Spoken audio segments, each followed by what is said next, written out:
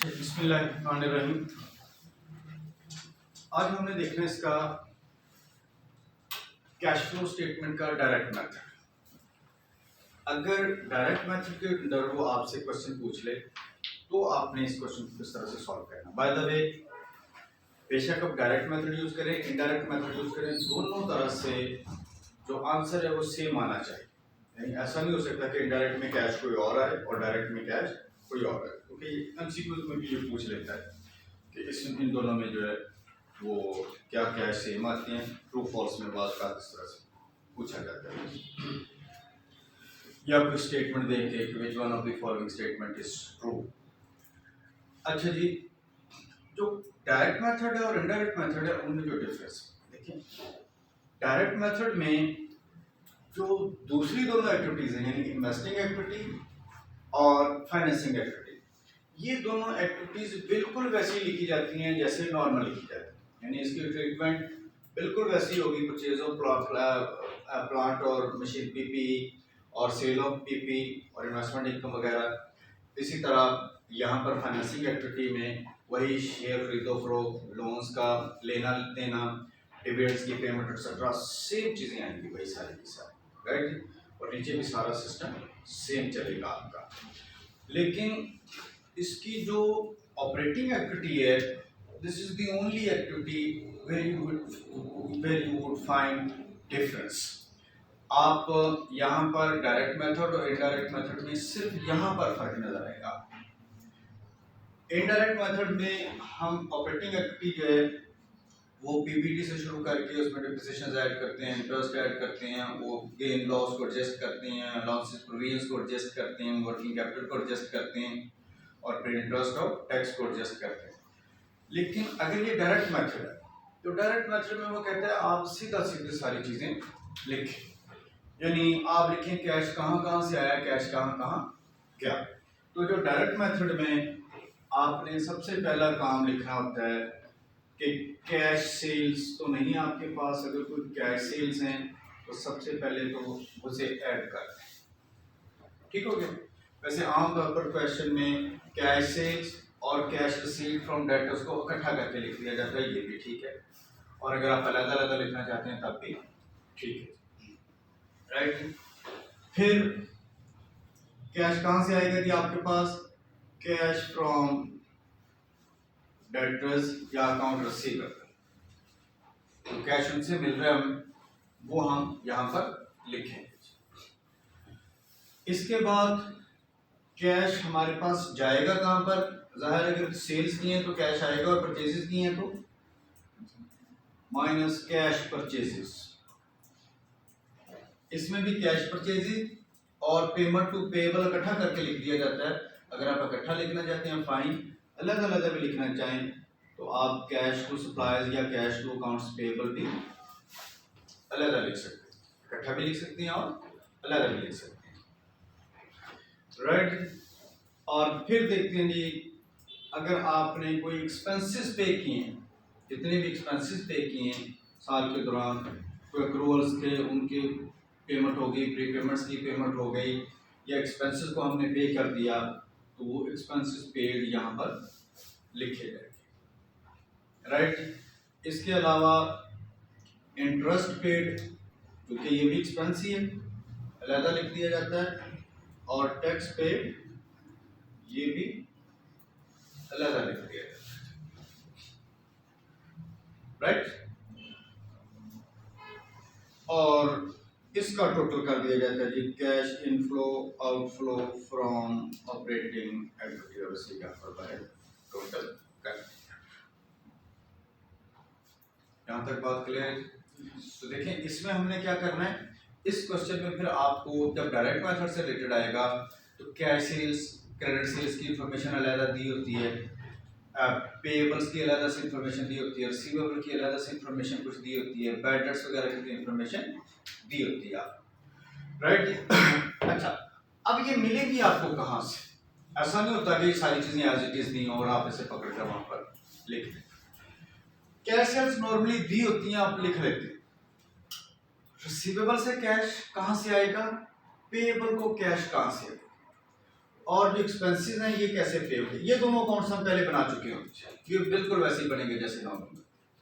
लेकिन नॉर्मली हमें यहाँ पर एक्स्ट्रा 2-3 अकाउंट्स बनाने पड़ते हैं, उनमें रिसीवेबल का अकाउंट, पेएबल का अकाउंट और एक्सपेंसेस का अकाउंट बनाना पड़ता है, जिससे हम अपना कैश फाइंड आउट कर सकते हैं। ये भी हमने अकाउंट्स बनाए हुए हैं। अगर आपने बचपन में आईटीए पढ़ा हो, ब्रैकेट में बंदे का पुत्र बन के, अगर आपने बंदे का पुत्र बन के आईटीए पढ़ा हुआ है, ये सब अकाउंट्स आपने बनाए हुए, रिसीवेबल का अकाउंट भी बना हुआ और पेएबल का अकाउंट भी बनाया हुआ आपने, और एक्रूअल के जो एक्सपेंसेस का अकाउंट है वो भी बना होता है। लेकिन इसका ये मतलब नहीं है कि मैं नहीं बनाऊंगा, आपके चेहरे देख के मुझे साफ नजर आ रहा है कि आपको नहीं आता, तो मैं हूं ना।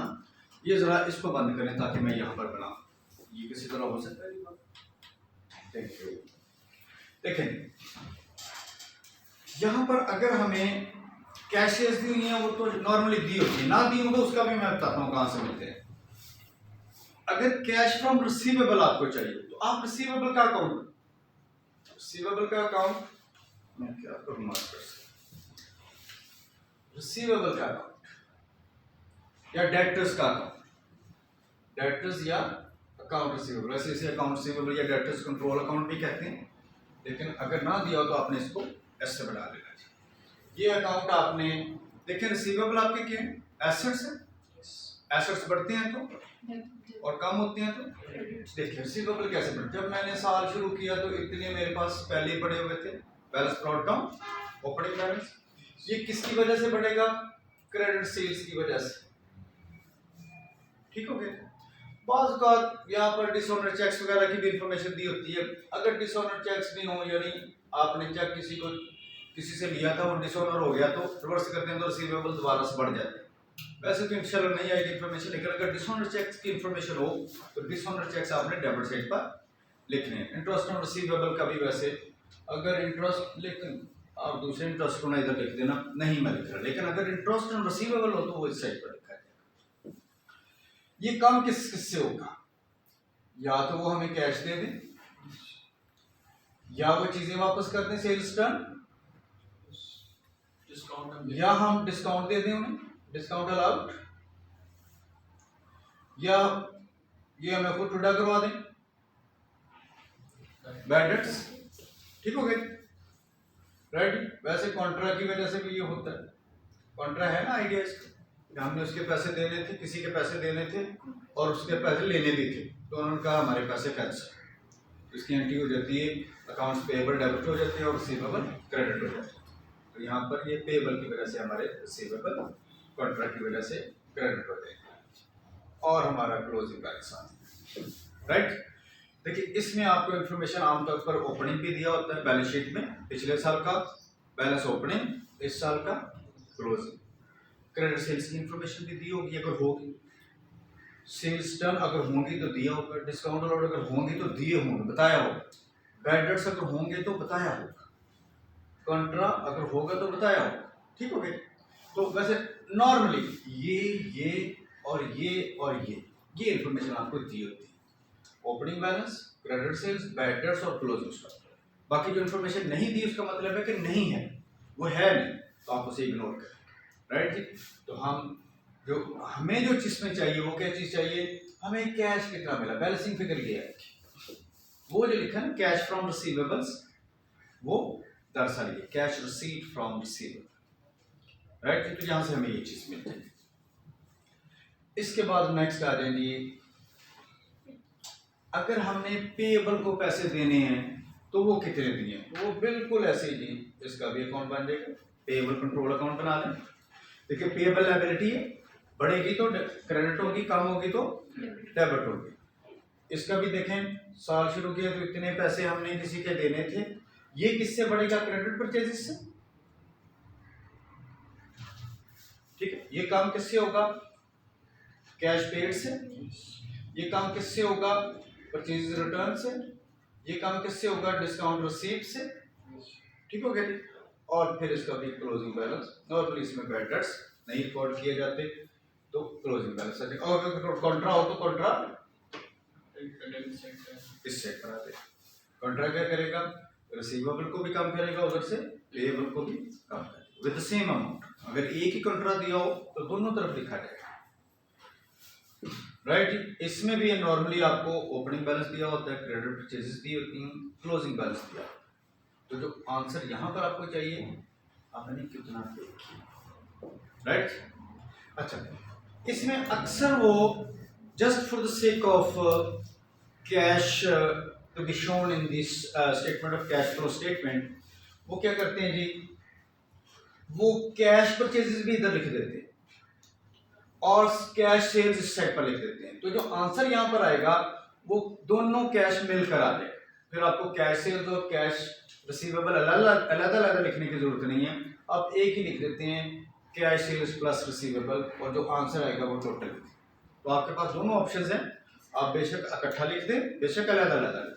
यानी हमने वो कैश सेल्स अलग लिखा, रिसीवेबल अलग लिखा है, तो वो क्या करता है कैश सेल्स इस साइड पर ही लिख देता है, हालांकि ये रिसीवेबल के अकाउंट में आनी नहीं चाहिए, just for the sake of cash flow statement, ठीक है। वो कैश जब इस साइड पर लिखेगा तो जो इसका आंसर आएगा ये सिर्फ रिसीवेबल का कैश नहीं होगा, बल्कि ये कैश भी इसमें ऐड हो जाएगा, तो दोनों मिलकर आते हैं। तो अगर आप इकट्ठा लिखना चाहे तो लिख दीजिए, क्योंकि बाद बुक्स में इस तरह से उसने सॉल्व किया हो तो मैंने कहा परेशान ना हो जाए। तो फिर अगर इस सेट पर आपको कैश परचेजेस या इस सेट पर कैश सेल्स नजर आ रही हैं, फिर आपने वहां पर कैश सेल्स और कैश परचेजेस को अलग शो नहीं करना, बल्कि एक ही बनाकर लिख देना। I hope this is clear. Okay, अच्छा जी, इसके बाद नेक्स्ट है जब हमने एक्सपेंसेस फाइंड आउट करने हैं। अगर एक एक्सपेंस है उसके अक्रूवल्स भी हैं, यानी ओपनिंग पेएबल भी हैं, क्लोजिंग पेएबल भी हैं, अक्रूवल्स भी हैं, ओपनिंग क्लोजिंग अक्रूवल्स भी हैं, प्रीपेड्स भी हैं, ओपनिंग क्लोजिंग प्रीपेड्स भी हैं, और इस साल के एक्सपेंसेस भी हैं, तो फिर क्या करें? इंश्योरेंस जी। अच्छा, उसमें जाने से पहले मैं जरा एक छोटा सा और चीज इससे बात करना चाहता हूँ। एक्सपेंसेस का अकाउंट जरा 2 मिनट के लिए पीछे कर दीजिए। पेएबल से रिलेटेड ये मुझे याद आ गई चीज, बाद में फिर हम बोलने जाएंगे। पास पर क्रेडिट परचेजेस उसने नहीं दी होती, क्रेडिट परचेजेस उसने नहीं दी होती, लेकिन उसने कॉस्ट ऑफ सेल वगैरह दी होती है। क्रेडिट परचेजेस लेकर फाइंड आउट की जा सकती है। वो क्या देता है आमतौर पर तो जो परचेजेस हैं उससे और जो परचेजेस फॉर द ईयर हैं वही हमारे लिए क्रेडिट परचेजेस हैं जो साल की। तो फिर उसके लिए आप क्या करें, उसके लिए आप कॉस्ट ऑफ सेल का अकाउंट बनाएं। कॉस्ट ऑफ सेल का ये इन्वेंट्री का अकाउंट ही कहते हैं उसको, और कॉस्ट ऑफ सेल का भी अकाउंट। देखिए कॉस्ट ऑफ सेल क्या होती है, opening inventory plus purchases minus closing inventory is equal to cost of sale. ऐसे ही है ना?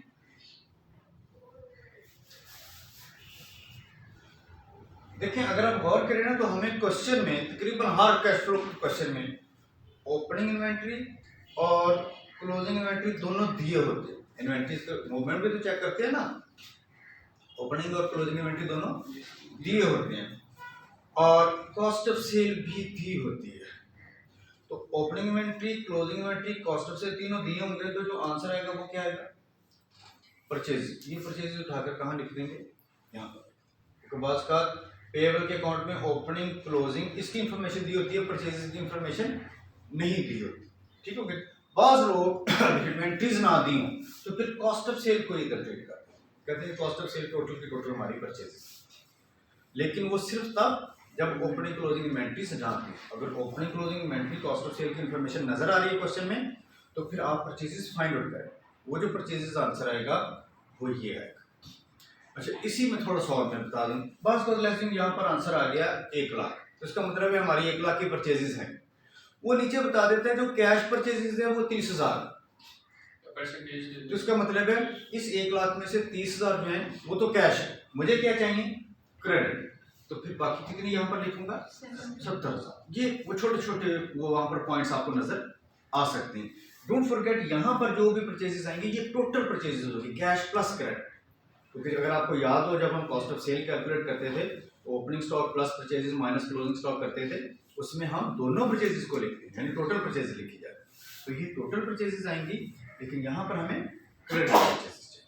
I hope this is clear.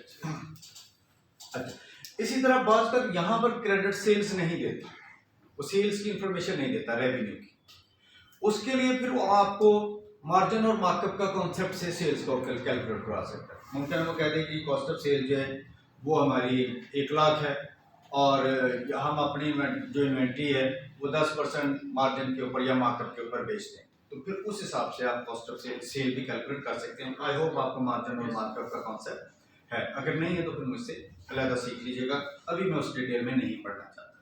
लेकिन ये मैं बता दूं कि बाज़ वक्त सेल्स भी आपसे वो कैलकुलेट करवा सकते हैं। अगर आपको मार्कअप और मार्जिन का कॉन्सेप्ट क्वेश्चन में नज़र आ रहा है, क्योंकि नॉर्मली अभी तक टेस्ट नहीं हुआ है, लेकिन आ सकता है, पूछ सकता है, तो अगर वो पूछे तो फिर उसका मतलब है वो आपसे क्रेडिट सेल्स कैलकुलेट करवाना चाहता है, यानी टोटल सेल्स आ जाएंगी तो वही क्रेडिट सेल्स होती है। वैसे करेंगे इंशाल्लाह, एक आध क्वेश्चन उसका ऐसा करें, तो उसमें फिर मैं मार्जिन और मार्केट का कॉन्सेप्ट भी समझा दूँ। अच्छा जी, ये भी हो गया जी। तो कॉस्ट ऑफ सेल का अकाउंट हमें सिर्फ इसलिए बनाना है ताकि परचेजेस फाइंड कर सके। अच्छा, इसके अलावा नेक्स्ट जो मुझे अकाउंट चाहिए कैश के लिए वो एक्सपेंसेस के रिलेटेड, एक्सपेंसेस का अकाउंट जो है वो कैसे बने। देखिए एक्सपेंसेस में वंस अगेन एक्सपेंसेस में लायबिलिटी भी हो सकती है और एक्सपेंस एसेट भी हो सकता है। अगर हमें पे करना है तो लायबिलिटी अप्रूवल्स है, और अगर हमने एडवांस में पे कर दिया तो एसेट है, प्रीपेमेंट्स है। ठीक है, अगर दोनों दिए हुए आपको बैलेंस शीट में एक्सपेंस के प्रीपेमेंट्स भी नजर आ रहे हैं और अप्रूवल्स भी नजर आ रहे हैं तो परेशान नहीं होना। सिंपली उन्हें क्या करें जी, एक्सपेंस का ओपनिंग अप्रूवल्स या ओपनिंग पेएबल्स और क्लोजिंग अप्रूवल्स, याद है कि लायबिलिटी है ना, और यही अगर एसेट है तो ओपनिंग प्रीपेमेंट्स क्लोजिंग प्रीपेमेंट्स। एक्सपेंस जब पे करेंगे तो एक्सपेंस डेबिट कैश क्रेडिट, इसका मतलब है कैश किस सेट पर आ जाएगा, इस सेट पर आ जाएगा। और जो एक्सपेंस फॉर द ईयर है, जो इनकम स्टेटमेंट में जितने एक्सपेंसेस हैं जैसे एडमिन एक्सपेंस हैं, एडमिन एंड डिस्ट्रीब्यूशन दोनों, इन्हें ऑपरेटिंग एक्सपेंसेस भी कहते हैं। एडमिन एंड डिस्ट्रीब्यूशन दोनों मिलकर इनको क्या कहते हैं। आपको अगर ऑपरेटिंग एक्सपेंस की इंफॉर्मेशन नजर आ रही है या एडमिन की अलग आ रही है, डिस्ट्रीब्यूशन की अलग आ रही है, तो दोनों को यहाँ पर आप लिखें। ठीक हो गया। तो इसके अलावा अगर कोई और एक्सपेंस है जो कि यहाँ पर आना चाहिए तो वो भी यहाँ पर आप उसे लिखेंगे, लेकिन इंटरेस्ट और टैक्स को आपने इधर नहीं लिखना, क्योंकि इंटरेस्ट और टैक्स के लिए अलग आपने अकाउंट बनाने थे। इंटरेस्ट का अलग अकाउंट बनेगा, टैक्स का अलग अकाउंट बनेगा। तो यहाँ पर ऑपरेटिंग एक्सपेंसेस सिर्फ आपने लिखना, ऑपरेशन से ऊपर ऊपर यानी पीबीआईटी से ऊपर ऊपर जितने एक्सपेंसेस हैं वो आपने यहाँ पर लिखने। तो आपका नॉर्मली अगर अप्रूवल्स दिए हैं, ये भी दिया होगा, ये भी दिया होगा, ये भी दिया होगा, तो जो आंसर मुझे चाहिए वो क्या चाहिए, मैंने कैश लिखना देखिए, तो आपके लिए ये आ रही। ठीक है, प्रीपेमेंट्स भी नजर आ रहे हैं तो वो भी यहाँ पर नजर आ रहे हैं। क्लियर हो गई बात। अच्छा जी, फिर उसमें अगर कोई और अप्रूवल्स आ गए तो वो अप्रूवल्स भी ऐसे ही आपने फाइंड आउट कर लेने हैं, वो उसका बेशक इसी में ट्रीट कर दें, यानी अगर एक से ज्यादा एक्सपेंसेस है तो वो इकट्ठा भी बनाया जा सकता है और हर एक अलग अलग भी बना सकते हैं, लेकिन सबका अकाउंट बनेगा ऐसे, राइट। अच्छा, अगर इसमें दो चीजें आपने और गौर करनी जो मैंने यहां पर नहीं लिखी, इसमें से डोंट फॉरगेट ये जो एडमिन और डिस्ट्रीब्यूशन एक्सपेंसेस हैं, इसमें से दो एक्सपेंसेस का हमें पता है कि ये नॉन कैश आइटम्स होती है, डेप्रिसिएशन एंड बैड डेट्स, तो वो आपने पहले निकाल देने, यानी वो तो पेमेंट्स नहीं हुई होंगी ना, लेकिन वो कैश में शामिल हो जाएंगी, तो आप उसको अलग ही पहले लिख दिया करें, डेप्रिसिएशन इधर और बैड डेट्स इधर।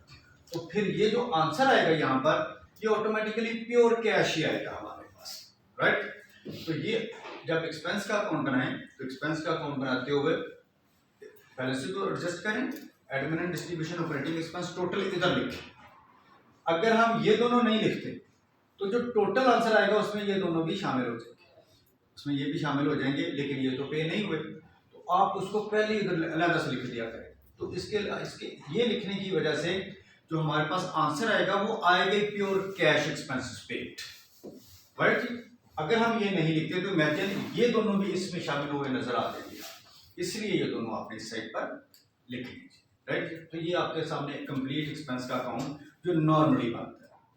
अच्छा, फिर इसमें और चीज देखिए, बैड डेट्स हमें दो जगह पर नजर आ रही है, यहाँ पर भी नजर आ रहा है और यहाँ पर भी नजर आ रहे हैं, ये भी बैड डेट्स हैं, ये बैड, ठीक हो गया। ये बैड डेट्स और ये बैड डेट्स आइटम्स दोनों सेम नहीं होते। अगर वो सिर्फ उसने एक ही बैड डेट्स की आइटम दी है, बैड डेट्स रिटर्न ऑफ, इसका मतलब है ये और ये साल के दौरान एक ही बैड डेट्स। लेकिन अगर उसने अलाउंसेस की भी इंफॉर्मेशन दी हुई है तो फिर इसका मतलब है बैड डेट्स रिटर्न ऑफ और बैड डेट्स एक्सपेंस दो अलग चीजें। जो रिसीवेबल से निकले हैं वो सिर्फ बैड डेट्स रिटर्न ऑफ है या टू बी रिटर्न ऑफ जो होते हैं वो इधर आए। लेकिन यहां लिखते हुए आपने देखा होगा कि क्या लिखा जाता है यहाँ पर, बैड डेट्स जो रिटर्न ऑफ है यानी ये वाले भी, और इसमें ऐड क्या हो जाएगा जो अलाउंसेस में इंक्रीज हुआ होगा, ऐड इंक्रीज इन अलाउंसेस, क्योंकि अलाउंसेस भी तो दोनों दिए होते हैं ना हमारे पास, वहां पर अलाउंसेस भी तो दिए होते हैं वहां पर, तो ऐड अलाउंसेस। और यही अगर डिक्रीज हो रहे हैं तो डिक्रीज इन अलाउंसेस, तो जो हमारे पास आंसर आएगा यहां पर ये लिखा जाएगा, जबकि वहां पर सिर्फ ये लिखा जाएगा। ये ध्यान रखिएगा। ये बच्चा बहुत फ्रीक्वेंटली गलती करता है, बैड डेट्स भी दे देते हैं वो, अलाउंसेस भी दिए होते हैं, तो हम रिसीवेबल में भी बैड डेट्स लिख देते हैं और इधर भी सिर्फ बैड डेट्स ही लिख देते हैं, क्योंकि हमने तो रिटर्न गया होता है कि यहाँ पर बैड डेट्स आने, लेकिन यहाँ पर टोटल बैड डेट्स एक्सपेंस आने, और टोटल बैड डेट एक्सपेंस जो है दैट इंक्लूड्स द इंक्रीज और decrease in allowances as well, क्योंकि उसकी एंट्री होती है ना bad debts debit allowances credit, तो रिसीवेबल तो उसमें इन्वॉल्व नहीं होते लेकिन बैड डेट्स तो इन्वॉल्व होती है ना, तो इसलिए यहाँ पर सिर्फ रिटर्न ऑफ और यहाँ पर बैड डेट्स प्लस अलाउंसेस का भी कॉन्सेप्ट, प्लस अगर कवर्ड हुए हैं और या उसमें जो बाकी इसकी डिटेल्स होती हैं बैड डेट्स की वो भी सारी पूछ सकता है। तो अभी फॉर द टाइम बिंग अगर आप इसका अकाउंट बनाना चाहें तो मैं अकाउंट बना देता हूँ बैड डेट्स का, मेरे ख्याल इसका भी अकाउंट ही बना दूंगा आप, कि जो यहाँ पर एक्सपेंस लिखने हैं वो आपने कौन से लिखने हैं, बस का हो सकता है ऐसा मैं बना देता हूँ, मेरा ख्याल अकाउंट बना। अभी तक वैसे ऐसे टेस्ट तो नहीं हुआ, लेकिन अगर टेस्ट हो गया तो फिर मुमकिन है प्रॉब्लम हो। तो बैड डेट्स ये वाले यहाँ बैड डेट एक्सपेंस लिखने के लिए इसके ऊपर लिखिएगा, अगर बैड डेट एक्सपेंस एक्सपेंसेस में लिखने एक्सपेंसेस के अकाउंट में, तो उसके लिए हमें जाहिर है जी जो बैड डेट्स रिटर्न ऑफ है वो, और बात फर्दर बैड डेट्स भी होते हैं जो मजीद अभी राइट ऑफ करने होते हैं और वो कहता है राइट ऑफ नहीं हुए तो वो भी राइट ऑफ कर, उसको भी टू बी रिटर्न ऑफ कहते हैं, लेकिन bad debts normally return of. ये किससे बढ़ेगा, इंक्रीज इन अलाउंसेस से, और ये कम किससे होगा, डिक्रीज इन अलाउंसेस से। बैड डेट एक्सपेंस जो है बैड डेट्स रिटर्न ऑफ से बढ़ेगा, अलाउंसेस बढ़ेंगे तो इंक्रीज होगा, कम होगा तो डिक्रीज होगा, बैड डेट्स अगर रिकवर्ड हो गए हैं तो कम होगा, और इसका जो क्लोजिंग बैलेंस है इसे हम कह सकते हैं ये इनकम स्टेटमेंट का एक्सपेंस है जो दरअसल यहाँ पर जाती है जो इनकम स्टेटमेंट, राइट।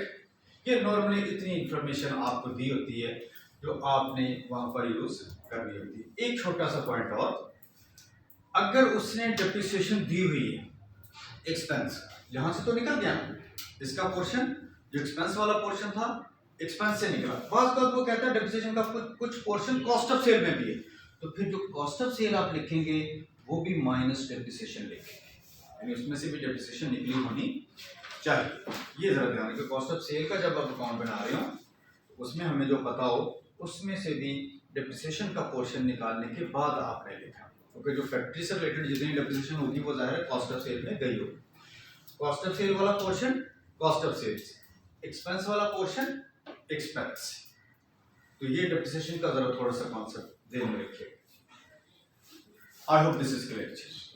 ठीक हो गया जी, जी प्लीज मैं इसकी कोडिंग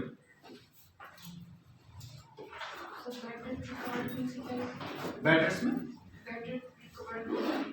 ये इनकम स्टेटमेंट में जो एक्सपेंस, ये एक्सपेंस दरअसल इनकम स्टेटमेंट में एक्सपेंस होता है, तो ये इनकम जो इसका बैलेंस आएगा वो इनकम स्टेटमेंट का एक्सपेंस होगा बैड डेट्स, यानी बैड डेट एक्सपेंस में लिख दे, इसका answer will be bad debts expense for the year, ये एक्सपेंस फॉर द ईयर होगा। ये हमें क्यों बनाना पड़ा अकाउंट, क्योंकि ये इंफॉर्मेशन मुझे यहां पर चाहिए, ठीक हो गया। तो आई रिपीट, रिसीवेबल का अकाउंट बनाते हुए बैड डेट्स रिटर्न ऑफ, यहां पर टोटल बैड डेट्स एक्सपेंस। अच्छा एक और इंफॉर्मेशन, रिसीवेबल का बनाते हुए अकाउंट ओपनिंग और क्लोजिंग जो आपने लिखने हैं ये नेट रिसीवेबल नहीं लिखने होते, यानी अलाउंसेस के बाद वाले नहीं लिखने होते, अलाउंसेस से पहले। अगर अलाउंसेस निकले हुए हैं और उसने बताया इसमें से 10% निकले हैं, तो जैसे हमने कल ग्रॉसअप किया था ना उसको, तो यहाँ पर उसे ग्रॉस्ड अप रिसीवेबल्स लिखे। रिसीवेबल को पहले ग्रॉसअप करें, यानी ओरिजिनल अलाउंसेस से पहले वाले रिसीवेबल, वो दोनों लिखे जाएंगे। ये भी एक बेसिक गलती बच्चा करता है कि वो यहीं से, क्योंकि बैलेंस शीट दी होती हैं, बैलेंस शीट में तो नेट रिसीवेबल दिए होते हैं, उनमें से लॉसेस निकले होते हैं, तो वो नेट ओपनिंग लिख देता है, नेट ही क्लोजिंग लिख देता है, बाकी सारी इंफॉर्मेशन जो है वो वैसे लिख के, तो जो आंसर आएगा वो फिर गलत आएगा। इसका मतलब है अभी हमने अलाउंसेस को तो इसमें ट्रीट ही नहीं किया। हाँ, उसने अलाउंसेस अलहदा से दिए, नेट अलहदा दिए, तो ओपनिंग और नेट को ऐड करें, ओपनिंग अलाउंस, क्लोजिंग और उसके अलाउंसेस को ऐड करें, क्लोजिंग अलाउंसेस करें। ये क्वेश्चन क्या है? जैसे अगर नेट नहीं है तो फिर क्या करना है? मैंने बताया नेट का मतलब है जो उसमें से अलाउंसेस निकले हुए हैं 10%, लेकिन मुझे यहाँ पर क्या चाहिए, अलाउंसेस से पहले का। जैसे अगर 9000 कहता है, 9000 नेट उसने दिए हुए और इसमें से 10% निकले हुए, 10% निकले हैं, इसका मतलब है अलाउंसेस इसमें से 1000 रुपये के निकले हुए, 1000 रुपये के अलाउंसेस निकले हैं, तो मैं क्या करूँगा, 9000 मल्टीप्लाई बाय 100/90, तो वो 10,000 हो जाए। तो मुझे यहाँ पर 10,000 चाहिए, 9000 नहीं चाहिए, यानी ग्रॉस्ड अप। इसके सामने लिखें रिसीवेबल जो ग्रॉस्ड अप होंगे, ओरिजिनल, जो ओरिजिनल रिसीवेबल है, इंक्लूड इसके साथ लिखें, या यहाँ पे लिख दें इंक्लूडिंग अलाउंसेस, और अगर अलाउंसेस निकले हैं तो उसको ऐड बैक करके लिखें। ग्रॉस्ड अप का क्या मतलब है, इंक्लूडिंग अलाउंसेस।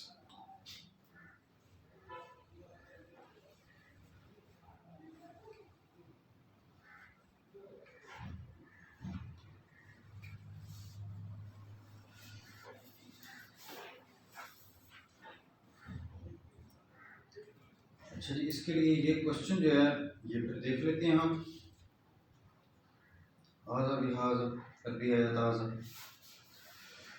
क्वेश्चन 24, क्वेश्चन 24, ये सारी चीजें सॉल्व करने के लिए ये क्वेश्चन बहुत अच्छा क्वेश्चन है। बाकी सब भी इंफॉर्मेशन वैसे ही लिखेंगे, बाकी सारी इंफॉर्मेशन वैसे लिखी जाएगी, सिर्फ ये कैसे सॉल्व करना है इसके लिए मैंने आपको बहुत सारे अकाउंट्स मजीद बनवा दिए हैं, मजीद गोलियां ऐड कर दी थी आपकी। आप पहले ही बहुत सारी कड़वी गोलियां खा रहे थे, मजीद कड़वी गोलियां ऐड हो गई हैं आपकी। इसमें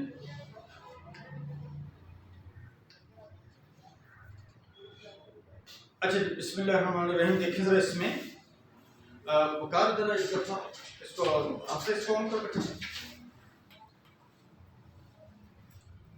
नहीं हुआ, पॉज कर दो सर, पॉज कर दो, पॉज कर। अच्छा लेकिन जरा लाइटें मैंने बंद करवा दी हैं ताकि क्वेश्चन पढ़ लिया।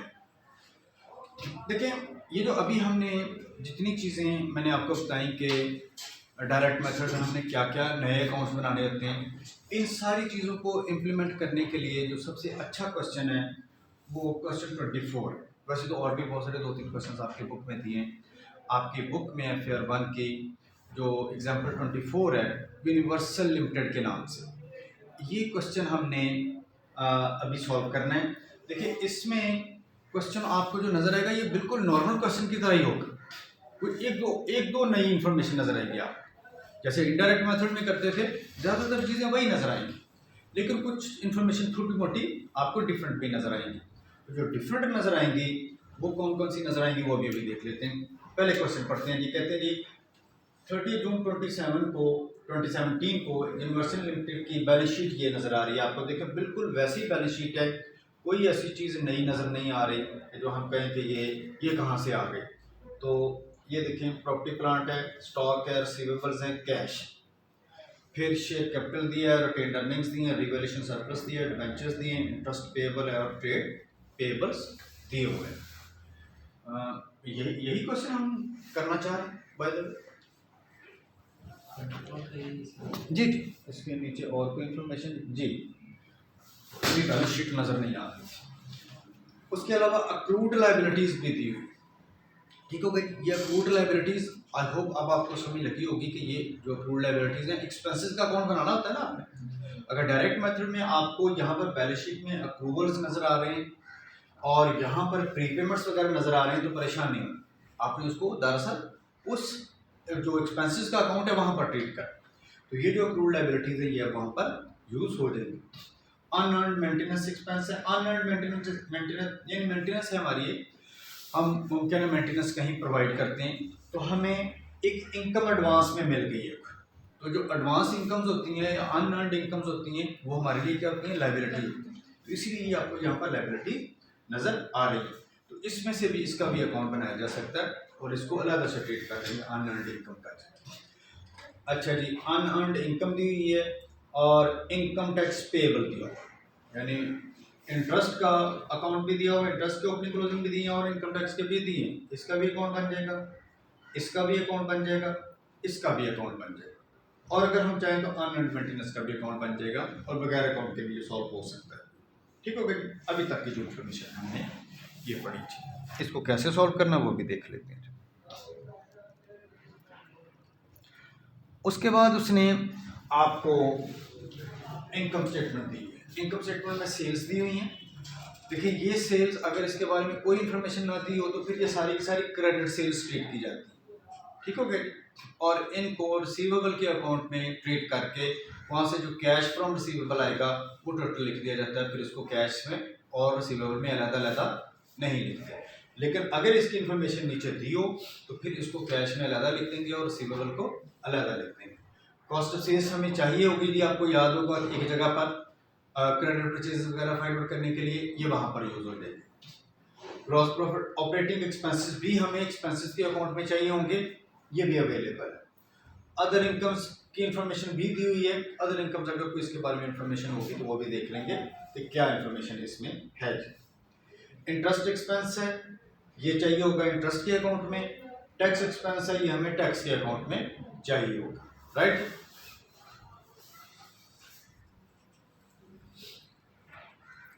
बाद में उसकी जी नीचे एडजस्टमेंट, एडिशनल इंफॉर्मेशन वो कहते हैं 60% of the sales were made on credit. इसका मतलब है उसने बता दिया ऊपर जो सेल्स नजर आ रही हैं उसका 40% कैश है और 60% क्रेडिट। जब हम रिसीवेबल का अकाउंट बनाएंगे तो वहाँ पर 60% सेल्स लिखेंगे और 40% जो है वो दूसरी तरफ लिख देंगे cash. You will maintain the provision for doubtful debt and doubtful receivable debts कितना जी 6% पर अलाउंस बनाता है। इसका मतलब है जो ऊपर मुझे रिसीवेबल नेट नजर आ रहे हैं वो उसमें से ये 6% निकला होगा। जब हम इसे ग्रॉसअप करेंगे तो वो इसका मतलब है वो रिसीवेबल 94% है ना कि 100% है। तो इसका मतलब है कि 100/94 करेंगे तो वो मेरे पास ओपनिंग भी आ जाएगा और क्लोजिंग को 100/94 करेंगे तो वो क्लोजिंग रिसीवेबल आ जाएगा।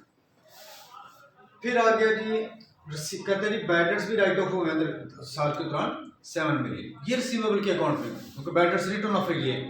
लेकिन बैड डेट एक्सपेंस क्या होगा, अलाउंसेस की भी इंफॉर्मेशन है ना, क्लोजिंग और ओपनिंग का डिफरेंस लेंगे प्लस ये 7 मिलियन करेंगे तो मेरे पास टोटल बैड डेट एक्सपेंस आ जाएगा। तो एक्सपेंस अलग चीज़ है और बैड डेट्स रिटर्न ऑफ अलग चीज़ है। Depreciation expense for the year दिया हुआ है जिसने 22.5 कहता है इसका 70% जो है वो कॉस्ट ऑफ सेल्स से रिलेटेड है। मैंने आपको बताया था जब आप कॉस्ट ऑफ सेल का अकाउंट बनाएंगे तो अगर डिप्रिसिएशन दी हुई है तो उसका जो डिप्रिसिएशन का पोर्शन है वो कॉस्ट ऑफ सेल में से माइनस करने के बाद लिखेंगे जी उसे। और नेक्स्ट उसने कहा जी जो हमारे पास अदर इनकम है, ऊपर अदर इनकम नज़र आ रही है ना आपको 11,200 रुपये की, वो कहता है वो जो 11,200 रुपये की आपको नज़र आ रही है उसमें से 3,000 तो जो है वो डिस्पोजल का एक्सपेंस जो हमने जो ऐसे डिस्पोज ऑफ किया, ठीक हो गया। और उसके दरअसल बिकी कितने की है 12 मिलियन, ये सेल प्रोसीड्स हैं। यहाँ पर मुझे लॉस नहीं चाहिए, यहाँ पर अभी मुझे लॉस नहीं चाहिए। मुझे क्या चाहिए, जो सेल प्रोसीड्स हैं वो लेकिन चाहिए। इन्वेस्टिंग एक्टिविटी तो एज इट इज़ आएगी ना, लेकिन ऑपरेटिंग में अब मुझे लॉस नहीं चाहिए क्योंकि ऑपरेटिंग एक्सपेंसेस में ऑलरेडी वो शामिल हो गए। अच्छा जी, उसके अलावा मेंटेनेंस इनकम जो है वो कितनी है जी 8 मिलियन। जो मेंटेनेंस ऊपर नज़र आ रही है ना आपको, तो उसने बताया हुआ था अनअर्न्ड मेंटेनेंस, उसमें से 8 मिलियन की उसने कमा ली। इसका मतलब है वो भी हम देख लेंगे हमें कैश कितना मिला, ये कैश कैलकुलेट करने के हमारे काम आएगी। और तीसरा है जी कि जो 10 पर debentures which were redeemed during the year, और कहता है एक और इनकम जो ऊपर नजर आ रही है उसमें जो डिबेंचर्स हमारे रिडीम हुए हैं, हमने डिबेंचर्स वापस लिए होंगे, तो उसका एक डिस्काउंट हमें मिला है 10 पर डिबेंचर्स। अगर ये भी हमने देखना हो तो ये भी अभी वैसे देख सकते हैं, क्योंकि ये शायद आगे हमें चाहिए होगा। बैलेंस शीट में अगर आप जाएं तो डिबेंचर्स आपको नज़र आ रहे हैं जी 100 ईच, डिबेंचर्स 100 ईच। इसका मतलब है अगर मैं 100 ईच को देखूं तो ये डिबेंचर्स कितने हैं, दरअसल 200 के हैं और ये 180 के। इसका मतलब है 200 के डिबेंचर्स थे, अब 180 रुपए के रह गए। तो कितने डिबेंचर्स हमने वापस ले लिए, यानी पे कर दिए 20। और कहता है हर डिबेंचर के ऊपर आपको 10 रुपए का डिस्काउंट मिला, तो कितना डिस्काउंट मिला होगा, 200 रुपए का। ठीक है, 20 इंटू 10, वो भी यहीं से हम कैलकुलेट कर सकते हैं, वो भी हम इंशाल्लाह जब क्वेश्चन करते हैं तो वहीं पर सॉल्व हो जाएगा आपका। लेकिन ये याद रखिएगा कि जो जब हम ये डिबेंचर्स अगर हम वैसे लिखते तो 20,000 के थे, कितने रह गए, 18,000, तो पेमेंट कितनी हो गई थी। Debenture by the way liability होती है ना, लॉन्ग टर्म लायबिलिटी होती है। तो 20,000 के डिबेंचर्स थे, 18,000 हमने रह गए हम, तो इसका मतलब है 2,000 हमने पे कर दिए। लेकिन उस 2,000 में से डिस्काउंट कितना मिल गया, 200 रुपये। 200 रुपये डिस्काउंट मिल गया ना, हमें निकाला ना अभी हमने 20 इंटू, हर डिबेंचर के बदले में उसने कहा 10 रुपये डिस्काउंट मिला है। हर डिबेंचर का यहाँ पर ये डिबेंचर्स नहीं है, ये अमाउंट है। डिबेंचर्स कितना, 100 रुपये का एक है, तो इसका मतलब है अगर डिबेंचर्स निकालने होंगे तो क्या होगा, 20,000 डिवाइडेड बाय 100, ये 200 है और ये 180 है। इसका मतलब है 200 डिबेंचर्स थे, अब 180 रह गए, बाकी अब 20 हमने रिडीम कर लिए। तो सिर्फ डिस्काउंट निकालने के क्योंकि डिबेंचर्स चाहिए थे, तो डिबेंचर्स भी निकल सकते हैं यहाँ पर, वो भी इंशाल्लाह जब अभी सॉल्व करते हैं तो डिबेंचर्स भी निकालना सिखा देता हूँ। बाकी इंटरेस्ट पेबल वगैरह की तो इन्फॉर्मेशन हमने पहले ले ली है।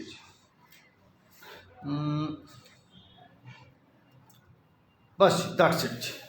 ऑन करें जी ज़रा लाइट, ज़रा अब हम ये सारी इन्फॉर्मेशन यहाँ पर मैं आपको पुट करके दिखाता हूँ। Thank you. इधर ज़रा इस तरफ मुँह तरफ इस श्रेज का नीचे। अच्छा, इसमें देखें जी, बुक में देखें, यहाँ पर बुक से इंफॉर्मेशन जो पहले अवेलेबल है वो लिखेंगे। लेकिन सबसे पहले मुझे क्या चाहिए, ऑपरेटिंग एक्टिविटी में कैश सेल से रिलेटेड उसने बड़ा कैटेगोरिकली लिखा है जी, जो आपको सेल्स नजर आ रही हैं उसका 60% क्रेडिट पे है, तो बाकी 40% क्या होगा, कैश होगा। तो जरा इसका 40% लेके मुझे कैश बता दीजिए, कैश सेल्स में कितने लिखे,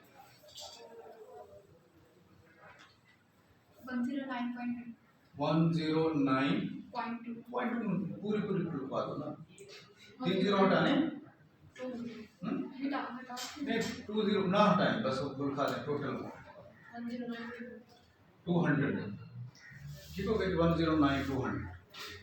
अच्छा, कैश फ्रॉम रिसीवेबल चाहिए, कैश परचेजेस चाहिए और कैश टू पेबल्स चाहिए। तो इसके लिए मैं जरा इधर आ जाता हूँ जी, cash from receivable. Cash from receivable के लिए मुझे ओपनिंग रिसीवेबल चाहिए और क्लोजिंग रिसीवेबल चाहिए। ओपनिंग रिसीवेबल कितने, नेट मुझे बता दीजिए कितने रिसीवेबल लिखे हैं। बैलेंस शीट में जाए, रिसीवेबल का ओपनिंग बैलेंस कितना नजर आ रहा है, 56,000 जो है वो कहता है ये 94% है किसी चीज का, यानी इसमें से 6% लॉसेस निकले हुए हैं। तो पहले तो इसे जरा टोटल बनाएं कि वो कितने, 59574। इसका मतलब है जी ये ओरिजिनली इतने क्या, जो आपका रिसीवेबल है मल्टीप्लाई बाय 100/94 करें, और क्लोजिंग भी मुझे बता दें, इसको भी 100/94 करें,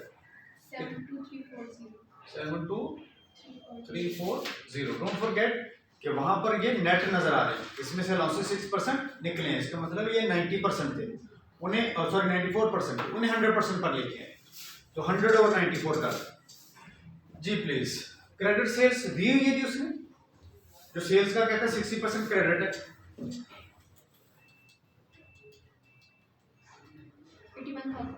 81,000 जी। डिसऑनर चेक्स नहीं दिए, सेल्स टर्म दी नहीं, डिस्काउंट अलाउड नहीं है, कॉन्ट्रा नहीं, बैडर्स दिए होंगे, लेकिन बैडर्स कौन से वाले लिखने हैं? Return of. वो कितने हैं? 7000। उसने बताया ना कि बैडर्स रिटर्न ऑफ जो है वो 7 मिलियन, नीचे एडजस्टमेंट में बताए हुए। ठीक है, तो अब ये देखें, ये प्लस ये माइनस ये माइनस ये, तो हमारे पास ये इंफॉर्मेशन है, ये प्लस ये माइनस ये कैश इंफॉर्मेशन आती है, इतना कैश है। जरा जल्दी। सर वो वहाँ पे 163800 क्रेडिट सेल्स क्रेडिट सेल्स 163800 163800। मैं उम्मीद करूँ ना कि आप ठीक लिखा है। सर वो पहले मैंने डिफरेंस ले लिया था तो वो 81 आ रहा नहीं, डिफरेंस नहीं लेना। अगर डिफरेंस लिया था तो फिर डिफरेंस भी वैसे इतना ही आना चाहिए। 81 आ रहा है। इसका मतलब है आपने फिर बेसिक परसेंटेज भी नहीं है लेनी आती। मैं लूँ 2,73,000 का जरा 40% करें, कितना बनता है? 109200। ठीक हो गया। और इसका 60% लें, कितना बनता है? 163800। बस ठीक है, इन दोनों को ऐड करेंगे तो सेम वही अमाउंट बननी चाहिए। वैसे अगर आप उसको में से भी वो भी माइनस करेंगे तो यही आएगा आंसर, बाद में कभी कर लेंगे। ठीक है, इसमें हाँ ये ठीक, ये प्लस ये माइनस ये कैश बता दीजिए। 144034 144034 034। ये लीजिए, ये मुझे चाहिए थी फिगर कैश फ्रॉम रिसीवेबल 144034 मैंने लिख दी, राइट। कैश परचेज की इंफॉर्मेशन उसने नहीं दी, मैं नहीं लिख रहा। कैश पेड टू पेएबल्स इसकी इंफॉर्मेशन दी हुई, ये मैं लिख सकता हूँ। लेकिन ओपनिंग पेएबल कितने दी हुई जरा बता दें। ओपनिंग पेएबल्स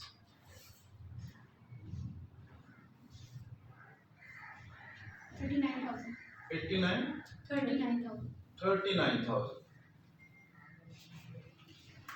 और क्लोजिंग 42,000 और इसमें परचेज ऑन डिस्काउंट ये कुछ इंफॉर्मेशन नहीं। क्रेडिट परचेजेस मुझे चाहिए, वो तो नहीं दी लेकिन वो कैलकुलेट की जा सकती है। उसके लिए I need opening stock, closing stock और कॉस्ट ऑफ सेल, वो सारी इंफॉर्मेशन दी हुई है। ओपनिंग स्टॉक कितना है या ओपनिंग इन्वेंट्री 45,000 और क्लोजिंग कितनी है 58,000 और कॉस्ट ऑफ सेल। लेकिन कॉस्ट ऑफ सेल में से डिप्रिसिएशन का पोर्शन माइनस करने के बाद मुझे लिखवाइएगा कॉस्ट ऑफ सेल कितनी दी हुई है 1,87,500। इसमें से जो डिप्रिसिएशन है, कहता है जो डिप्रिसिएशन एक्सपेंस नीचे दिया है उसका 70% कॉस्ट ऑफ सेल में शामिल है, तो पहले वो माइनस करें। ये जो दी ये 1,87,500 इसमें से डेप्रिसिएशन का कितना पोर्शन बनता है किसका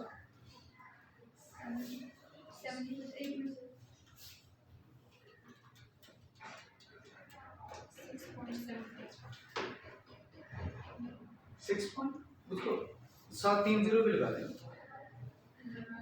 15750 इसमें से ये माइनस करने के बाद अब बताएं कितना बनता है कॉस्ट ऑफ सेल कितनी लिखूं इन दोनों का डिफरेंस 171,750। देखें जी मेरे पास ओपनिंग स्टॉक भी है क्लोजिंग स्टॉक भी है, कॉस्ट ऑफ सेल लिखते हुए उसमें से डिप्रिसिएशन माइनस करने के बाद आपने लिखी माइनस डिप्रिसिएशन। तो अब मेरे पास जो आंसर आएगा वो क्या आएंगे परचेजेस कितनी आएंगी ये प्लस ये माइनस ये 1,71,750 प्लस 58,000 माइनस 45,000 184,750। ये अभी आंसर नहीं आया, ये मुझे कहाँ चाहिए यहाँ पर चाहिए 184,750। तो ये प्लस ये माइनस ये करेंगे तो मेरे पास कैश पेड टू सप्लायर्स आ जाएगा या पेएबल्स 181,750। ये तो कैश टू पेबल्स है वो आ गया जी 181,750, ठीक है जी, ये माइनस में शो कर राइट। नेक्स्ट मुझे चाहिए एक्सपेंसेस पेड। एक्सपेंसेस पेड के लिए मुझे ये वाला अकाउंट चाहिए। देखिए कोई एक्सपेंसेस के बारे में सबसे पहले तो देखें कोई अक्रूवल या प्रीपेमेंट्स, सबसे पहले बैलेंस शीट के करंट पोर्शन में जाएं लायबिलिटीज में, कोई अक्रूव्ड एक्सपेंस, कोई अक्रूवल्स नजर आ रहे हैं? अक्रूवल कितने आ रहे हैं? ओपनिंग अक्रूवल्स कितने? 18,000 के अक्रूवल्स ओपनिंग नजर आ रहे हैं, क्लोजिंग कितने? 20,000 नजर आ रहे हैं। ऑपरेटिंग एक्सपेंसेस दिए हुए जी, एडमिन या डिस्ट्रीब्यूशन एक्सपेंसेस 46,766, ठीक हो गई। डिप्रिसिएशन कोई दी हुई है जी, इसमें से डिप्रिसिएशन निकाल लें, जो सिर्फ इसका पोर्शन है उसका हम निकाल चुके हैं। इसका पोर्शन कितना जो डिप्रिसिएशन का बाकी 30% बनता है।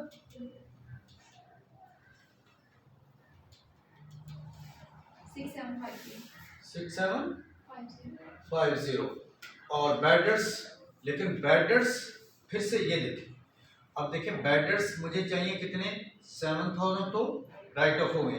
अलाउंसेस इंक्रीज हुए या डिक्रीज हुए उसके लिए पहले तो मुझे अलाउंसेस चाहिए, पहले तो मुझे अलाउंसेस चाहिए। तो अलाउंसेस कैसे पता चलेंगे? जो आपने अलाउंसेस लिखे हुए हैं वो कितने हैं, सॉरी नेट जो रिसीवेबल हैं वो यहाँ से भी निकल सकते हैं। देखें हमारे वहाँ पर जो हमने इतने अलाउंसेस थे और वो नेट कितने हैं, उन दोनों का डिफरेंस ले लें तो वो क्या होंगे? अलाउंसेस होंगे। एक तो ये तरीका है। या सीधा सीधा भी अगर आपने अलाउंसेस लेने हैं तो जो नेट रिसीवेबल है मल्टीप्लाई बाय 6/94 करेंगे तो वो डायरेक्ट अलाउंसेस आ जाएंगे मेरे पास, ठीक हो गया। क्लोजिंग अलाउंस और माइनस ओपनिंग अलाउंस, तो वो करने के बाद जो आएगा वो इंक्रीज या डिक्रीज पता चलेगा मुझे। जरा मुझे अलाउंसेस बता दें कितने हैं जी। ओपनिंग अलाउंस कितना निकलेगा? ओपनिंग रिसीवेबल मुझे बता दें कितने जो नेट नजर आ रहे हैं? 56,000 की। देखिए 56,000 के रिसीवेबल नेट है, इसमें से अलाउंस निकला हुआ है 6% का। इसका मतलब है अगर मैंने अलाउंस लेना है तो वो 6/94 करना पड़ेगा। 3574 ये ओपनिंग अलाउंस है। और क्लोजिंग अलाउंस कितना है जी? 68,000 का, और 68,000 का भी 6/94 कर लें 4340। देखिए क्लोजिंग अलाउंसेस 4340 है, ओपनिंग 3574 है। इंक्रीज हो रहा है कितने से? 766 से इंक्रीज इन अलाउंसेस हो रही है, तो वो इंक्रीज इन अलाउंसेस आप यहाँ पर लिख दें। इसका मतलब है डिक्रीज नहीं हुए, बैडर्स रिकवर्ड भी नहीं हुए, तो ये कितने होंगे? 7766। तो वो मैं बैडर्स कहाँ लिख देता हूँ? 7766 लिखोगे जी। प्री पेमेंट्स के ओपनिंग क्लोजिंग नहीं दिए हुए, तो जो आंसर आएगा वो मेरे पास ही आ जाएगा। तो ये प्लस ये माइनस ये माइनस ये माइनस ये, जो आंसर आएगा वो कैश पेड आ जाएगा।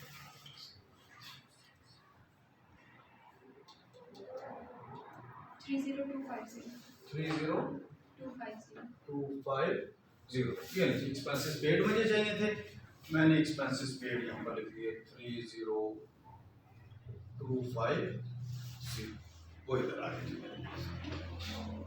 तो ये भी एक्सपेंसेस पेड माइनस शो कर रहा है।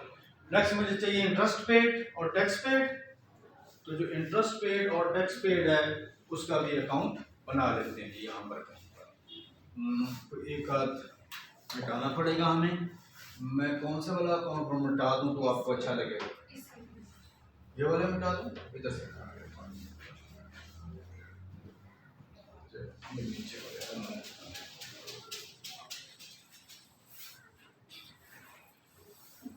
जी। पहले इंटरेस्ट का अकाउंट बना लेते हैं। इंटरेस्ट का ओपनिंग कितना दिया हुआ? अप्रूव्ड इंटरेस्ट 2500 ओपनिंग है। क्लोजिंग कितना है जी? 1000। इनकम स्टेटमेंट में कितना नजर आ रहा है? 2000 का। तो ये माइनस ये, तो कैश कितना हो गया? 3500 का कैश इंटरेस्ट पेड में शो करते हैं। इसी तरह इंटरेस्ट इनकम टैक्स का भी अकाउंट बना लें। देखिए इनकम टैक्स का जो अकाउंट है ये भी देखें, अगर इसमें डेफर्ड लायबिलिटीज भी दी हो तो तो फिर आपने क्या करना, पहले बढ़ेगा ओपनिंग नॉर्मल टैक्स लायबिलिटी और ओपनिंग डेफर्ड टैक्स। इसी तरह closing normal income tax, closing deferred tax. पास का रिफंड्स भी होता है, एसेट्स में भी नजर आ जाता है, फिर वो ओपनिंग इस सेट पर आ जाएगा, ओपनिंग रिफंड्स या ओपनिंग एसेट्स, और इसका जो क्लोजिंग है वो इस सेट पर नजर आ जाएगा, राइट। और अगर टैक्स पे करें तो वो कैश इस सेट पर, बास का अथॉरिटीज भी तो दे देते हैं ना वापस, तो फिर कैश इस सेट पर नजर आएगा। तो कैश अगर इधर नजर आएगा, this is paid, this is receipt. अब अगर आप बैलेंस शीट में जाएं तो मुझे जरा बताएं जी, इसका दोनों तो नहीं दिए, मुझे लगता है ये क्वेश्चन शायद एक ऐसा था जिसमें दोनों दिए हुए थे, डेफर्ड टैक्स भी दिया हुआ था और इसमें खैर नहीं है, मेरे ख्याल डेफर्ड टैक्स नहीं है इसमें सादा टैक्स ही है ना जी, ऐसे ही। जी प्लीज बता दीजिएगा ओपनिंग टैक्स कितना है? 14,000 ओपनिंग है और क्लोजिंग कितना है? 1500। Income tax for the year कितना है जी? 15,000। अब वो सॉरी यहाँ पर इनकम स्टेटमेंट वाले को लिखना है 15,000, तो ये प्लस ये माइनस ये, तो जो आंसर आएगा वो क्या आएगा? कैश आएगा 2700 7,500। ये लीजिए जो टैक्स पेड है 27,500 वो यहाँ पर आ जाएगा, राइट।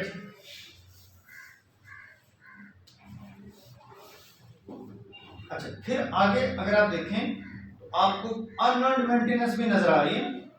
जो अनअर्न्ड मेंटेनेंस है, बेशक इसका भी अकाउंट बना लें, इसमें से हमें कितना कैश मिला। तो जो अनअर्न्ड मेंटेनेंस है, जब साल शुरू किया तो ये अनअर्न्ड मेंटेनेंस 4,000 थी, ठीक हो गया जी। और अब ये कितनी रह गई है?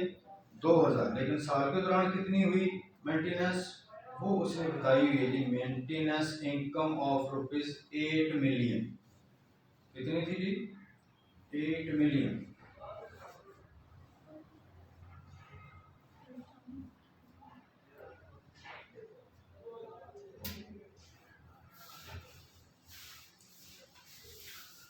अच्छा, अगर ये हो तो मेंटेनेंस का भी अकाउंट बना लेते हैं, यहाँ पर बना लेते हैं। नहीं, इससे ये लिख लिए, ये मिटा दें, हाँ नहीं मिटा दें, ये मिटा दें।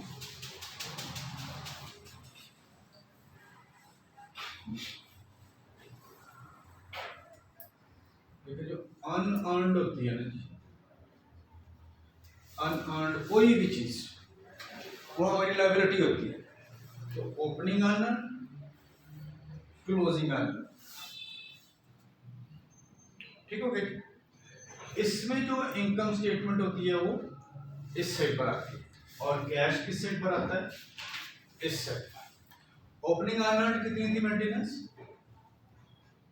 4,000। और क्लोजिंग 2,000। और इनकम स्टेटमेंट साल के दौरान हुई वो कितना था? 8,000। जो साल के दौरान वो एडजस्टमेंट में बताई हुई है उसने इनकम।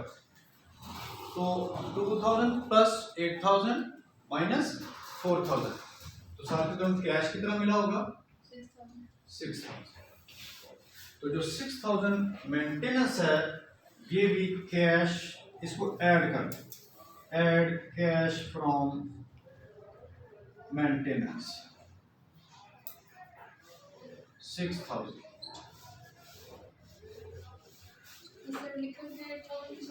किसका? इनकम स्टेटमेंट पे, यानी इनकम स्टेटमेंट फॉर द, इसे इनकम फॉर द ईयर, यानी जो अनअर्न्ड थी उसमें से हमने 8,000 इस साल में कमाई भी है।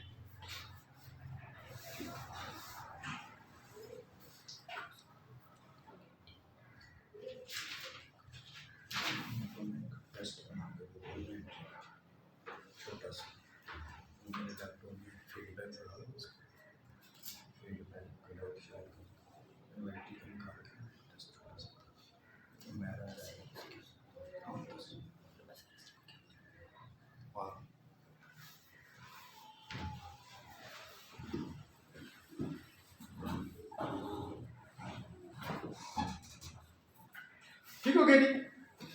हमारी जो ऑपरेटिंग एक्टिविटी है वो हमारी कंप्लीट हो। ऑपरेटिंग एक्टिविटी में देखें cash sales, cash from receivables, receivable का अकाउंट बनेगा, कैश परचेज नहीं थी। पेएबल को जो देना था पेएबल का अकाउंट बनेगा, एक्सपेंसेस पेड के लिए एक्सपेंसेस का अकाउंट बनेगा, इंटरेस्ट पेड के लिए इंटरेस्ट का अकाउंट बनेगा, टैक्स पेड के लिए टैक्स का अकाउंट बनेगा। ये maintenance one of the rare items जो नॉर्मली नीड होती है लेकिन आई थी, अनअर्न्ड मेंटेनेंस थी। अनअर्न्ड मेंटेनेंस जो थी वो उसका भी अकाउंट बना लें। जब भी अनअर्न्ड कोई एक्सपेंस आएगा तो ओपनिंग और कैश आपकी क्रेडिट साइड पर नजर आएंगे और इनकम स्टेटमेंट और क्लोजिंग आपकी क्रेडिट साइड पर नजर आएंगे, सॉरी डेबिट साइड पर नजर आएंगे, राइट। और इसमें से जो कैश आएगा वो कैश रिसीट होगा क्योंकि अनअर्न्ड इनकम है। अब इधर आ जाइए हमारे पास, ये भी तो चाहिए जी अपना प्रीपेमेंट्स, इसका परचेज ऑफ पीपीई, वो भी देखना होगा कि हमने साल के दौरान एसेट को खरीदे तो नहीं है, उसके लिए एसेट का अकाउंट बनाना पड़ेगा। हमें एसेट का अकाउंट बनाते हैं जी। एसेट का अकाउंट बना के देख लेते हैं कि हमें एसेट मिले या एसेट, ये बता दो समझ।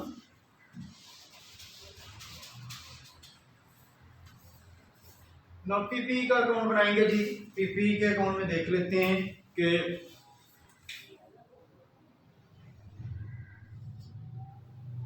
पीपी का अकाउंट किस पर बनेगा, कैरिंग वैल्यू पर या कॉस्ट पर।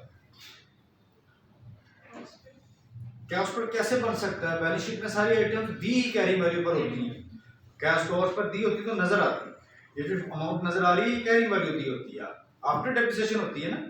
तो है opening carrying value, closing carrying value, यहाँ पर एडिशंस आ जाएंगे। अगर कोई रिवैल्यूएशन सरप्लस है तो वो इधर आएगा, अगर कोई डिस्पोजल हुई है तो वो इस साइड पर नजर आएगी। ओपनिंग कितना दिया हुआ जी पीपी का 1,20,000, क्लोजिंग कितना दिया हुआ जी 1,58,500, 1,58,500। और कोई ऐसा डिस्पोज ऑफ हुआ साल के दौरान, उसने बताया तो हुआ है जी कि कोई डिस्पोजल हुआ था। उसने बताया जी कि जो डिस्पोज ऑफ हुआ एसेट और वो हमें दे गया कितने मिलियन, गेन ऑफ 3 मिलियन, और vehicle for rupees, gain of 3 million on disposal of vehicle for rupees 12 million. तो कैरिंग वैल्यू कितनी होगी जिसकी, कैरिंग वैल्यू कितनी 12, देखिए 12 का वो बिका है और 3 मिलियन गेन पर बिका है, तो कैरिंग वैल्यू कितनी होगी 9,000। 9,000 वाला एसेट 3,000 गेन पर बिका होगा तभी जाके कि वो 12,000 का बिका होगा ना। तो अगर आपने कैरी वैल्यू निकालनी हो डिस्पोजल प्रोसीड से, तो डिस्पोजल प्रोसीड्स माइनस गेन, और अगर लॉस हो तो प्लस लॉस। वैसे तो ये छोटे बच्चों को ऐसे बताते हैं, वो तो खुद पता होना चाहिए, माशाल्लाह समझदार जी शो। लेकिन और तो कोई इन्फॉर्मेशन नहीं है। डेप्रिसिएशन फॉर द ईयर दी हुई है, वो भी इस साइड पर आएगी क्योंकि कैरिंग वैल्यू पर अकाउंट बन रहा है। डेप्रिसिएशन फॉर द ईयर भी इधर आनी चाहिए, कितनी जी 22,500 जी प्लीज, ये प्लस ये माइनस ये एडिशन। रिवर्जन सरप्लस तो नहीं है, वो है मेरा ख्याल रिवर्जन सरप्लस भी। ऊपर जाके बैलेंस शीट में देखें दिया हुआ जी 10,000 रुपए का रिवॉल्यूशन सरप्लस ऑफ 10,000। अब देखें 51,500 plus 22,500 plus 9,000 minus 21 minus 10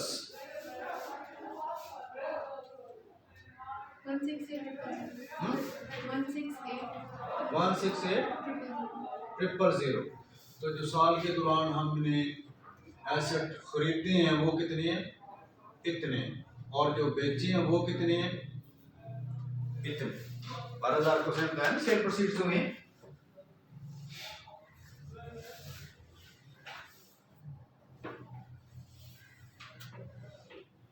right जी। इसके बाद नेक्स्ट मुझे क्या चाहिए, नेक्स्ट मुझे चाहिए शेयर्स की डिटेल्स।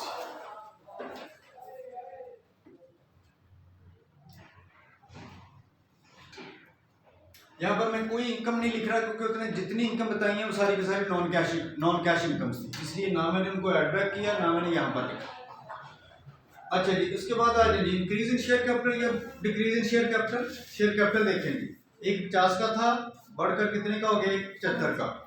तो क्योंकि कोई बोनस की इंफॉर्मेशन नजर नहीं आ रही, इसका मतलब है 25,000 का तो ये बढ़ा। प्रीमियम भी दिया हुआ, प्रीमियम नहीं दिया हुआ, तो सिर्फ 25,000 से शेयर प्रीमियम इंक्रीज हो गया, राइट, ये डिक्रीज नहीं हुआ। लोन्स की इंफॉर्मेशन में आ जाए, 20,000 के लोन्स थे, अब कितने रह गए, 18,000। 2,000 की पेमेंट हो गई, लेकिन याद है कि इस 2,000 की पेमेंट में हमें डिस्काउंट भी मिला, कितना, 200 रुपए का। वो जो डिबेंचर डिस्काउंट उसने बताया, हर डिबेंचर के बदले में 20 रुपए का डिस्काउंट मिला। तो कैसे पता चला था कि कितने डिबेंचर्स थे, उसके लिए अगर आपको याद हो लो तो इतने मेरा ख्याल है जी आपके पास 20,000 है ना, तो हर डिबेंचर 100 रुपए का है। तो जो क्लोजिंग ओपनिंग डिबेंचर थे वो 200 थे, और जो क्लोजिंग डिबेंचर हैं वो कितने हैं, ये भी डिवाइडेड बाय 100 ही है ना जी। क्लोजिंग डिबेंचर कितने रह गए हैं, 180। डिबेंचर जो रिडीम हुए वो हमें पता चल गया कितने, 20 रुपए। हर डिबेंचर के बदले में वो कहता है 200 रुपए का डिस्काउंट मिला है। तो वो डिस्काउंट दरअसल मैंने यहाँ पर शो करना है जी। जो डिबेंचर मेरे 20,000 के थे और अब वो रह गया 18,000, इसका मतलब है 2,000 मैंने पे कर दिए, वापस ले लिए, लेकिन वापस कितने किए, 1,800 रुपए। तो वो जो डिक्रीज इन लोन्स हैं वो भी 1,800 रुपए का मैं शो कर रहा हूँ। ये बात समझ लगी नहीं, 2,000 वापस हो रहा था, उसमें से माइनस कितना किया, 10 रुपए का, हर वेंचर के बदले में 10 रुपए का डिस्काउंट मिला था। वो वेंचर यहाँ से हमें पता चल गया था, 20 वेंचर्स थे, हर 20 मल्टीप्लाई बाय 200 का डिस्काउंट मिला। राइट जी, डिविडेंड्स पेमेंट की कोई इंफॉर्मेशन नजर नहीं आ रही, लेकिन रिटेन अर्निंग्स का अकाउंट बनाए, रिटेन अर्निंग्स का अकाउंट बनाए यहाँ पर, और वहां से हमें पता चलेगा कि कोई डिविडेंड्स पे हुए या नहीं हुए। बेशक इंफॉर्मेशन दी नहीं थी, आपने जरूर लिखना है। ओपनिंग डिविडेंड्स कितने हैं जी, सॉरी ओपनिंग रिटेन अर्निंग्स 21,500 के। क्लोजिंग कितने हैं जी, 5,4,4,3,4। और net profit for the year जी, इनकम स्टेटमेंट में जाकर देखें कितना है, 329,34। और ये इसका आंसर क्या आ जाएगा, क्योंकि और कोई इंक्रीमेंटल डेप्रिसिएशन वगैरह, कोई रिवैल्यूएशन सरप्लस ट्रांसफर नहीं हुआ, ना कोई बोनस दिया इसमें से, तो ये प्लस ये माइनस ये करें अगर, तो ये कुछ आंसर नहीं आ रहा, इसका मतलब डिविडेंड पे नहीं हुए। अगर कुछ आंसर जीरो है, इसका मतलब डिविडेंड पे नहीं हुए। ठीक हो गया, तो हम भी लिख देते हैं डिविडेंड पे नहीं हुए। अब जरा मुझे जल्दी से इसका भी टोटल बताएं कितना है, 181 जी बता, 181,234। आई होप पॉजिटिव या माइनस, पॉजिटिव, 156,000 नेगेटिव, और ये 232,000 पॉजिटिव। राइट जी, अब इन सब का टोटल भी कर लें।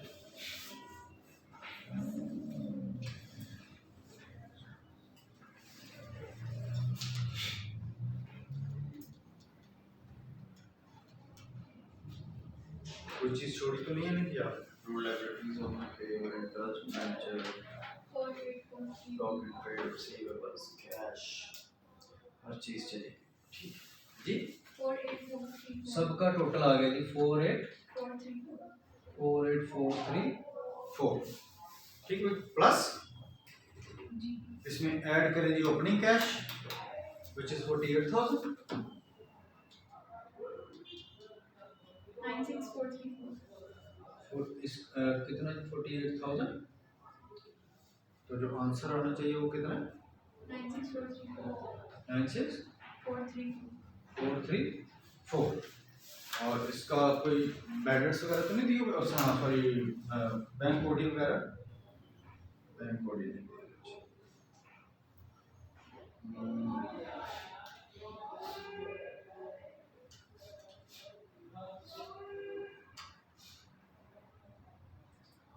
25,000 शेष, ओके, स्टेट, 27,500, सारी चीज़ें आपने टोटल्स ठीक की हैं। सर ये इसमें 6 कैश फ्रॉम मेंटेनेंस ये 6 या 8 है? दिस इज 6,000, 8 नहीं है? नहीं ये 6,000, ये मैंने 8 है। कोई बात नहीं। इसका मतलब एक तो ये गलत है आपने लिखा, इसको दोबारा ठीक करें। टोटल गलतियां आपने टोटल गलतियां ट्रीटमेंट सारी अपनी अपनी जगह पर ठीक गई जी। 16234 16 234 16234 प्लस जी एक तो ये आ गया अच्छा। उसके बाद ये देखें जी ये कितना बनता है, जी ये आपने ये ठीक नहीं कैलकुलेट किए जी। परचेज ऑफ प्लांट्स जो प्रॉपर्टी है इसको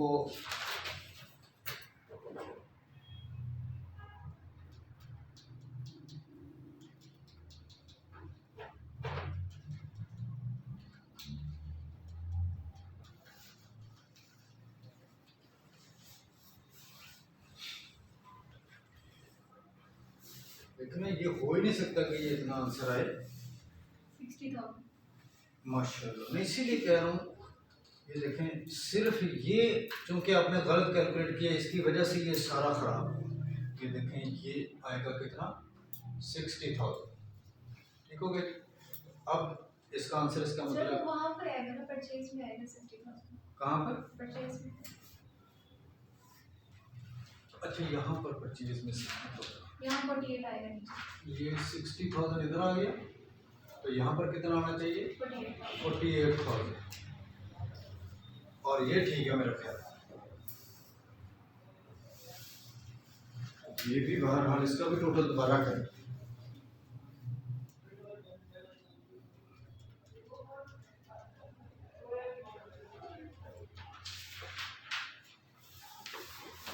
ये ठीक है इसका टोटल जरा देखते हैं टोटल। अब टोटल करें तो ये माइनस ये प्लस ये सिर्फ आपके टोटल ना ठीक करने की वजह से ये आंसर, अदरवाइज सब ट्रीटमेंट अपनी अपनी जगह। हाँ 534 534 और इसमें प्लस करें ओपनिंग इसका सर एक हिसाब ला लिया था क्या जी मैं थी नाम 8566 8566 और इसमें ऐड करें ओपनिंग 39434 39434 टोटल इसका कितना है टोटल मैंने बताया 394 भाई मैं तेरे सदके जाऊंगा बेटा ये इसमें ओपनिंग ऐड करो 48,000 जो टोटल आता है इंक्रीज उसमें ऐड क्या करते हैं 48,000 48 और ये 8566 ब्रैकेट माइनस में जी तो ये कितना आएगा 39434 434 जी। ये आपका क्लोजिंग बैलेंस होना चाहिए। नेट सबका total of operating plus total of investing plus total of financing is 8566 negative. इसमें ओपनिंग अगर cash and cash equivalent add करेंगे तो आपके साथ पास आंसर क्या आना चाहिए। अब क्लोजिंग का आंसर देखते हैं 39433 आंसर आ रहे थे तो इसका मतलब जी आपका आंसर ठीक है। Thank you very much ji.